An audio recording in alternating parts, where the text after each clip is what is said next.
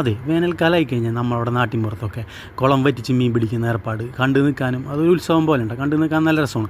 അങ്ങനെ വരുമ്പോൾ ഈ കുളം പിടിക്കുന്ന ചേട്ടന്മാർ ഈ വലിയ മീനുകളെ മാത്രം കൊണ്ടുപോയി ചെറിയ മീനുകളൊക്കെ അവിടെ ചത്തു പോകാറുണ്ട് പതിവ്, വെള്ളമില്ലാണ്ട് ചത്തുപോകും. അങ്ങനെ ഞാൻ കണ്ടു നിൽക്കുമ്പോൾ ഒരു ചേട്ടനോട്, ഞാൻ മീൻ പിടിക്കുന്ന ഒരു ചേട്ടനോട്, ചേട്ടൻ ഈ കാണിക്കുന്ന ക്രൂരതല്ല, വലിയ മീനുകളെ മാത്രം കൊണ്ടുപോയിട്ട് മറ്റേ ചെറിയ മീനുകളൊക്കെ കൊടുക്കുന്ന ചത്തുപോലെ എന്ന് ചോദിച്ചപ്പോൾ, ചത്തുപോകും, പക്ഷേ അത് അവിടെയുള്ള കൊക്കുകളും താറാവുകളൊക്കെ തിന്നുപോകും. അതൊരു ജീവിത സൈക്കിൾ മാതിരിയാണ്.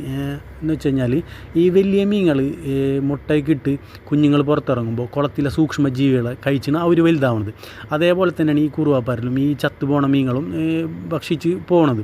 അപ്പോൾ അങ്ങനെ വരുമ്പോൾ ഈ വലിയ മീനുകളെ കുഞ്ഞുങ്ങൾ വലുതാവാനുള്ള ചാൻസ് വളരെ കുറവായിരിക്കുള്ളൂ. അപ്പോൾ നമുക്ക് വലിയ മീനുകളെയും പരിചരിക്കണമല്ലോ. അങ്ങനെ വരുമ്പോൾ ഈ ചെറിയ മീനുകളെ അതൊരു ജീവിത സൈക്കിൾ മാതിരി അതിറ്റങ്ങ് ചത്തുപോകും.